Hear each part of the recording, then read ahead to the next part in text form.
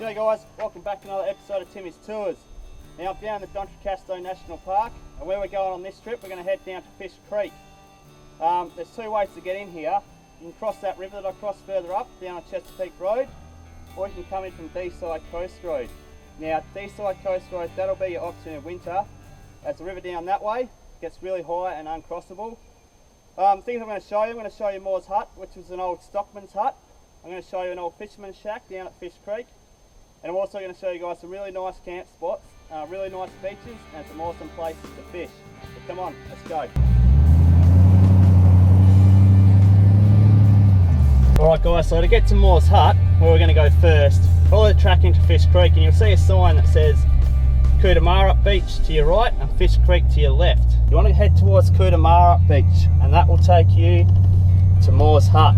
And if it's vacant, I think I'll actually set up camp there tonight because it's already 12:30.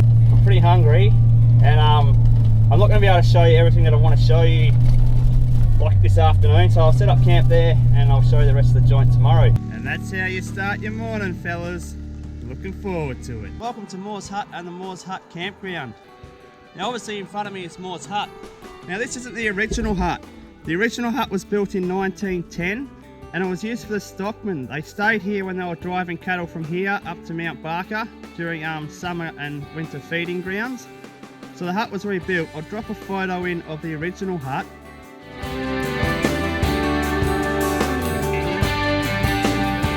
I'll take you for a walk through. Now the stockmen, they were actually doing this up until the 1980s, believe it or not. They were staying here while they were driving cattle. So you're welcome to stay here guys. Just to make sure that you do, please leave the place as you find it. Bring all your rubbish home with you. The original hut, from memory, was only one room, one big like room, but now they've added all, well I think 3 rooms in here. They've done a good job of it. Whoever did it, I'm not too sure, maybe you guys could let me know. So that's the hut. There is a rainwater tank around the side. So if you don't want to, wash your dishes or whatever, you can use the water around here. I'd probably boil it before I drink it myself. Going by the state of the roof, up there. That sheeting up there might actually have been used from the original hut's walls. I believe, someone told me that, so that could be true, eh? By the looks of things. There's a drop toilet around the back here. So the old bush dunny up the back there. And there's quite a lot of room around here to set up camp. They're all different numbers. I stayed down the bottom there last night. I've started packing my stuff up. We'll get out of here shortly. Now remember when I said yesterday to head right to Cootamara Beach and that'll take you to Moore's Hut and left was Fish Creek. You can also get to Fish Creek from here. So all you got to do is follow that sign there to your left. 17 k's and that'll take you to Fish Creek. So that's where we'll head shortly guys. Head to Fish Creek. I'll show you a nice old fisherman's shack and some nice beaches along the way.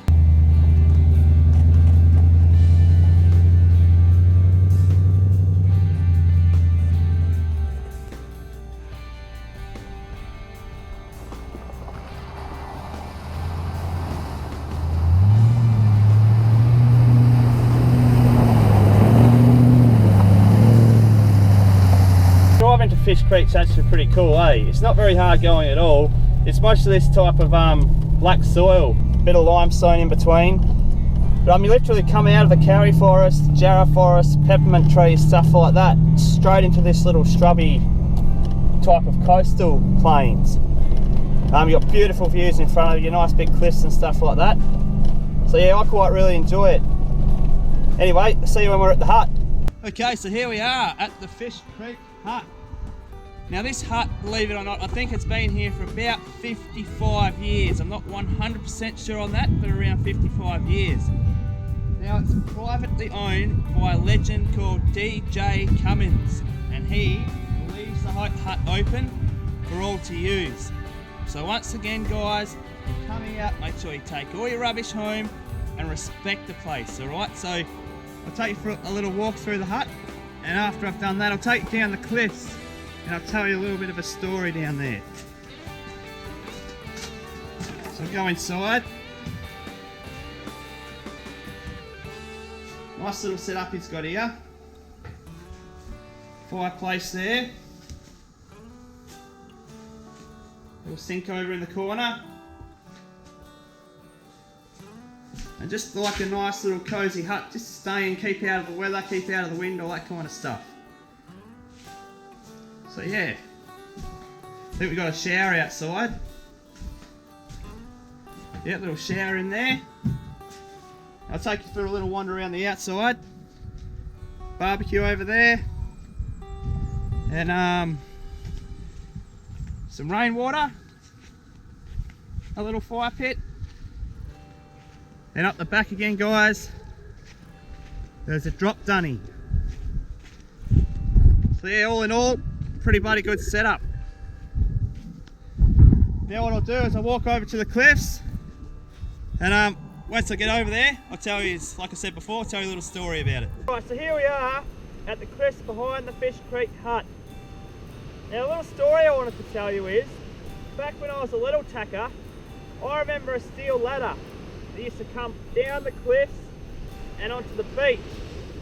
You used to be able to climb down that ladder and fish off the beach. And the fishing was absolutely awesome. Now not only that, people actually drove their Land Cruisers and stuff up along there. You can't do it anymore, but up along there and winch their tinnies down onto the beach and shoot out there and go fishing. Now as time went by, the powers to be came in and they said, no, the ladder's not safe, blah blah blah, let's take it away. So the ladder was taken away. Now a few years ago, old mate, a tourist, he came, he stayed at the hut and he tried to climb down there onto the beach and he fell. He done himself some serious amounts of injury. He survived, but he was very severely injured. The rescue mob got him out. Okay, he goes off to hospital. But what happened after that?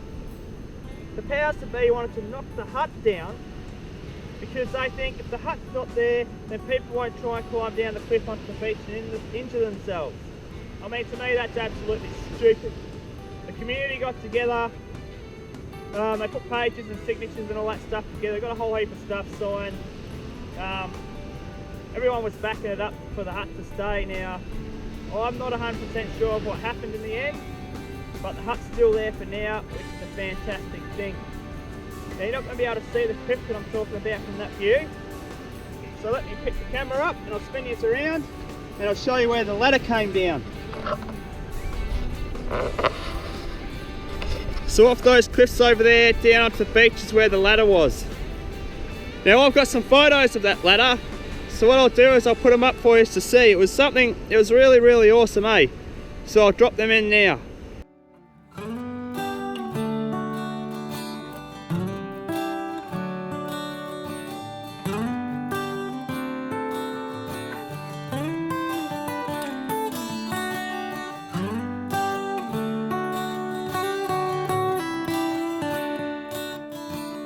We're leaving the hut now. Now when you're leaving, you'll see a track turning to your right. If you take that track, that'll take you to a nice little beach, another good beach you can fish off, set up camp there. It's quite a nice little spot. So I'll show you that. I'm not actually going to stay there tonight. I've got another place I want to show you after this, and that's where I'll set up camp and stay there and head home in the morning.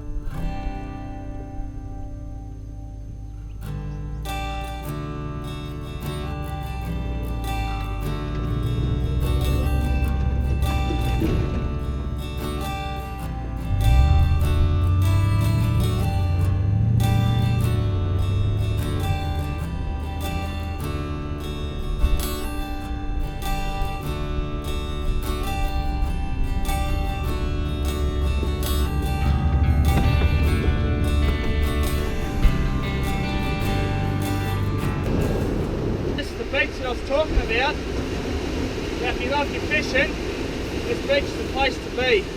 Fish anywhere along those lines like this along there and you'll catch a variety of fish and they're all good.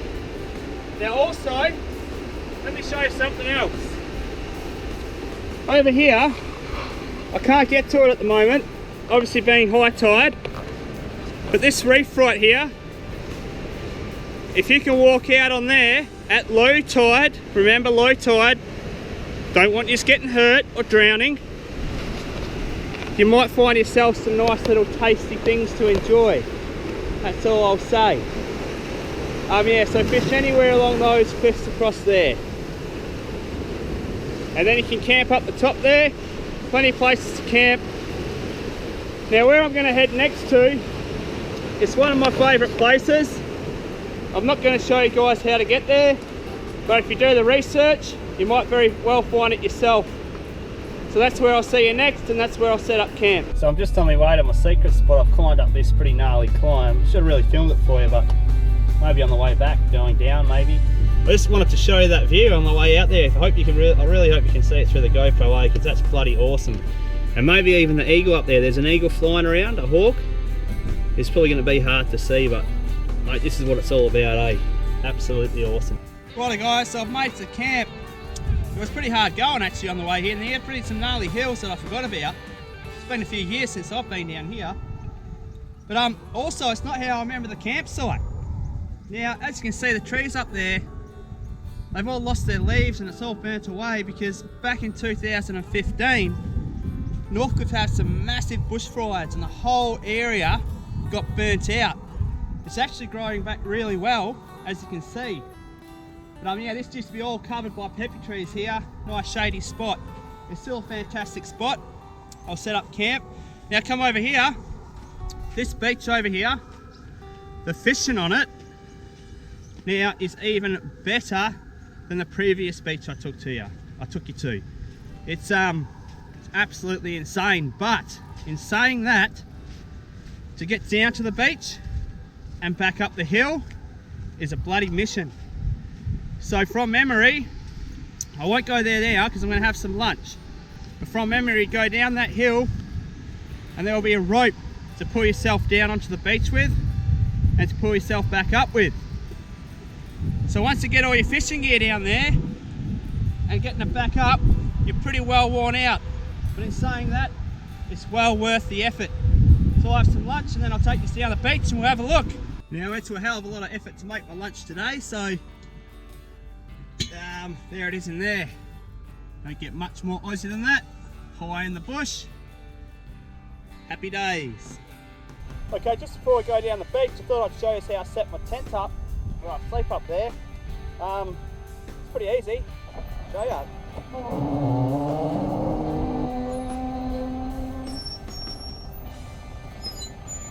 How good's that? And when you shut it up, exactly the same thing. Just like that. Bloody beautiful.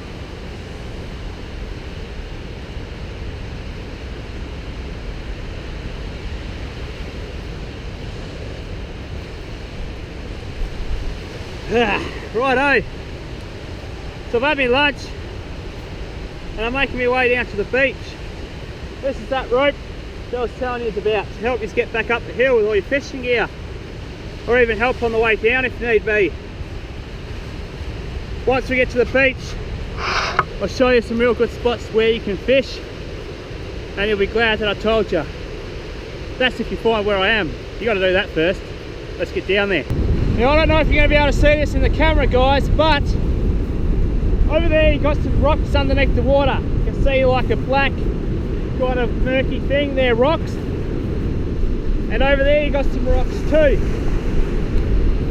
Now if you cast in between them, cast out there, you're guaranteed to hook up. I promise you that. Now you're probably asking, Timmy, all this talking about fishing. Why aren't you fishing yourself? Well, I can't. I still can't fish. I explained it in some previous episodes. I've had some surgery on my shoulder, so I can't fish, guys. I can only show you where to fish and where to catch them. And I'm afraid that's it. Now also I forgot to show you, look at that, man. There's not one footprint on this beach. The only footprints on this beach that are the ones that I've left behind, and they're over there. So this beach is very isolated. If that's not your type of thing, then I suggest don't come in here, because it's very rare that you're actually going to see other people down here, especially through the week. You're next going to see no one, pretty much. So that's the way it is, guys. But if isolation is your thing, like it's my thing, this is the place to be. Let's go check out them cliffs over there. Go for a bit of a walk, see what we can find. I want you to see this little hole here for a while. Just watch the water. Man, it's just out of Perth. I'll lift this stuff. Someone needs to go and find Barry. Go find Barry and tell him this is living. There's only one thing I missed. I left it up in the car. And I'm sure you can agree. That's a beer. Once I get back up there, I'll crack one of them. She'll be all good. But now, yeah, take it all in. So I spent most of the arvo just cruising around the beach down there, and I came back to camp and I was a little bit peckish. And I thought, I feel like a cake. So Bushman Timmy has pulled his kitchen out and he's got a cake on the go in the camp oven. Give you a quick little peek. Oh yeah. So, I'll show you the final result when she's done. Normally if I could have a fire, I'll be using the camp oven on the fire, something like that, but not allowed. So you've got to do what you got to do. Righto, check out my cake. Not too bad for the camp oven on the stove. Got some Rocky Road chocolate in there. A few other little goodies. I'm going to tuck into some of that. And the next time you'll see me is tomorrow morning when I'm heading out of here. Alright, so we've left camp. I'm heading out of here, but I just want to show you this little sand hill with the conveyor belt that they put down.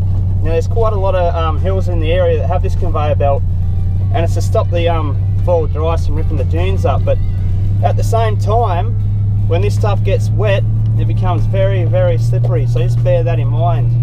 Kind of a catch-22 thing. Just something to remember when you're driving along this conveyor belt. If it's wet, just be mindful.